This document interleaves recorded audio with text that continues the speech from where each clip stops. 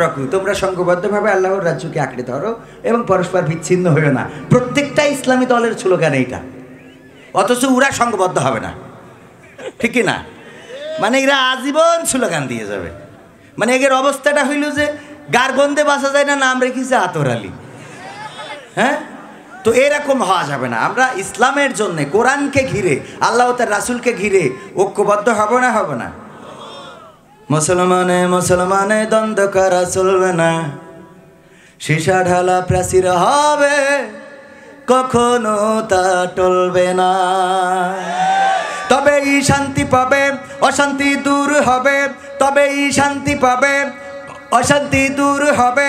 কেউ আর মুসলমানের বাজে কথা বলবে না, কথা কয় না।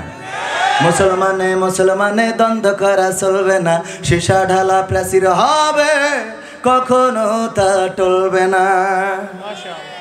কে আওয়ামী, কে বিএনপি, কে জামাত ইসলাম, এটা আমাদের নয় পরিচয়, মুসলিম মোর নাম। কে আওয়ামী, কে বিএনপি, কে জামাত ইসলাম, এটা আমাদের নয় পরিচয়, মুসলিম মোর নাম। এ কথা মানলে পরে শান্তি আসবে ঘরে, এ কথা মানলে পরে শান্তি আসবে ঘরে। কেউ আর মুসলমানের বাজে কথা বলবে না, মুসলমানে মুসলমানে দ্বন্দ্ব করা চলবে না, সীসা ঢালা প্রাচীর হবে, কখনো তা টলবে না। মাঝাবের লড়াই যদি চলে, শান্তি আসবে না রে ভাই কোনই কৌশলে। কওমিয়া আলিয়ার মাঝে লড়াই যদি চলে, শান্তি আসবে না রে ভাই কোনই কৌশলে। ঐক্যবদ্ধভাবে থাকলে শান্তি পাবে, ঐক্যবদ্ধভাবে থাকলে শান্তি পাবে, এছাড়া শান্তি পাবার রাস্তা কভু মিলবে না। কথা এরম আসতে কয়। মুসলমানে মুসলমানে দ্বন্দ্ব করা চলবে না, সীসা ঢালা প্রাচীর হবে, কখনো তা টলবে না। রাজি আছেন? রাজি আছেন? নির্বাচনের গরম হাওয়া লেগেছে, কি নির্বাচনের গরম হাওয়া লেগেছে। শার্টকোট সব রেখে ঘরে, পাঞ্জাবি আর টুপি পরি, ভোটের তরে রাস্তায় আজ নেমেছে, নেমেছে। 5টা বছর যদি ভালো কাজ করে, তাইলে ভোটের সময় টুপি পরি আর পাঞ্জাবি পরি দৌড়ইনো লাগে না। 5 বছর তুমি তিরানের চাইল ছেড়ি খাবা, 5 বছর তুমি বিধবা ভাতার কাঠ প্রবাসীর বউকে দুবা। আছে না নাই? প্রবাসীর বউর বিধবা ভাতার কাঠ করে দিয়েছে। জিজ্ঞেস করেছে মেম্বার সাহেব তুমি এ কাম করলি কেন? তো প্রবাসে থাকে ওর স্বামী। তা বলছে ওরে ভাই তুই তো জানিস নি, প্রবাসে থাকা আর মরি যাওয়া সমান কথা। জায়গা খুঁজি ভাও। ঠিক আছে তো। হ্যাঁ, 5 বছর ভালো কাজ করলে। আমার চেয়ারম্যান সাহেব পিছনে বসে আছে তো, বেশি ক্ষতি পাচ্ছি না। কলি মনে করবেন সব আমার করছে, আমি কিন্তু আপনার করছি না। আর আপনি কবে ঝাড়ি খাইছেন আমি দেখিস নাকি? আমি কোনোদিন দেখিও নি, আর দেখলেও তাই কব নাকি? কোনোদিনও কব না, ইনশা আল্লাহ।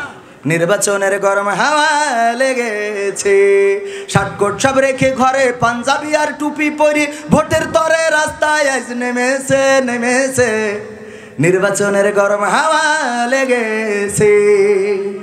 কাউকে এখন ধরবে হাতে, কাউকে ধরবে পাই, বুড়ো চাচার বলবে ডেকে তুমি আমার ভাই।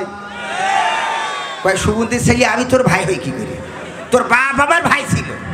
কয় ও চাচা সরি সরি সরি। কাউকে এখন ধরবে হাতে, কাউকে ধরবে পাই, বুড়ো চাচার বলবে ডেকে তুমি আমার ভাই। পকেট থেকে বের করিয়া দিবে টাকার নোট, বলবে আমি জনদরদি দিও আমায় ভুল।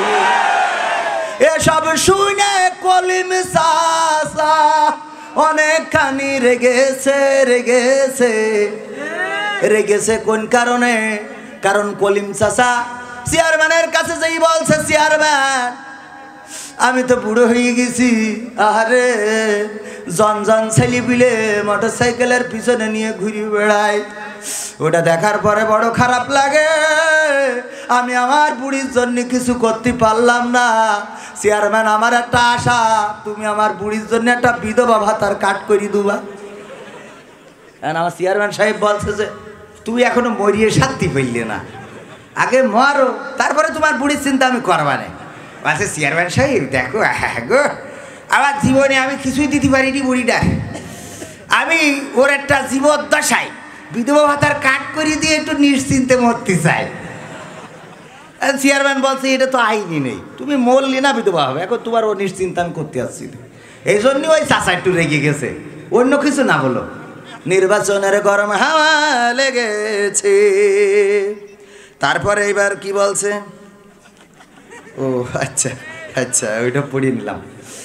পড়বে নামাজ উজু ছাড়া কেমন ইমানদার, জানে না কোনটা কিসের নামাজ কোনটা জানাজার। ঈদুল আজহার দিন ছেলে নিয়ে টিভি দেখছি, কালকে ঈদ করতে যাইতে হবে, নামাজ পড়তে যাবো, কটায় হবে? হঠাৎ দেখি টিভিতে করছে যে আগামীকাল সকাল 9টার সময় ঈদুল আজহার জানাজার নামাজ শুরু হবে। তো আমি চিন্তা করলাম সৌদি আরবে তো একদিন আগে আসে, ওখানে এসে মনে হয় মরি গেছে। কি ঈদুল আজহা একদিন আগে আসে না সৌদি আরবে? তাহলে ওখানে এসে মরি গেছে, আমাদের দেশে জানাজা। পড়বে নামাজ উজু ছাড়া কেমন ইমানদার, জানে না কোনটা কিসের নামাজ কোনটা জানাজা। জানাজার নামাজ পড়তে যেই ইমাম সাহেব তাকবীর দেয়, হ্যাঁ ওর রুকুতে চলে যায়। হ্যাঁ যায় না, যায় না, হ্যাঁ রুকুতে চলে যায়। ও যদি জানাজার নামাজ পড়াইতে হয় ও 2 রাকাত মারি বসে থাকবে। এরাম আল্লাহর ওলি আছে না নাই? হুজুর বলছে দেখো আমি তোমার বাড়ি দাওয়াত খাবো না যতদিন পর্যন্ত তুমি নামাজি না হবা। বলছে হুজুর ঠিক আছে নামাজি হয়েই দাওয়াত দেবো। এবার কয়দিন পরে দাওয়াত দিয়েছে, হুজুরের বউ বলছে যে একটু দাওয়াত করি, হুজুরের কবে ধরি করছি দুটো খাওয়াবো, ডাকতে পারছাও না। এই বলছে হুজুর আমি নামাজ পড়া ধরেছি, হুজুর দাওয়াত নেন। তা বলছে সত্যিই পড়ছাও তো? বলছে হ্যাঁ হুজুর একদম। তা বলছে তাহলে ঠিক আছে দাওয়াত নিলাম। খাতে এসি বৈশিতে বলছে যে আচ্ছা ঠিক আছে, সবাই নিতেছে, বলছে আচ্ছা ঠিক আছে এখন বলো ফজরের নামাজ, ফজরের ফরজ নামাজ কয় রাকাত? তা বলছে হুজুর খাওয়ার সময় কথা ক্ষতি নেই। খাওয়ার সময় কথা ক্ষতি নেই হুজুর, খাই নেন তারপরে কবা নেই। বউ রান্নাঘরতে দেখাচ্ছে 2 রাকাত। বলছে বলেন বলেন না, আপনি না বললে আপনি কিরাম নামাজ পড়েন একটু ইন্টারভিউ দিয়ে নিয়ে নি, বলেন ফজরের ফরজ নামাজ কয় রাকাত এটা বলেন। তা হুজুর আপনি খাই নেন লাস্টে কবা নেই।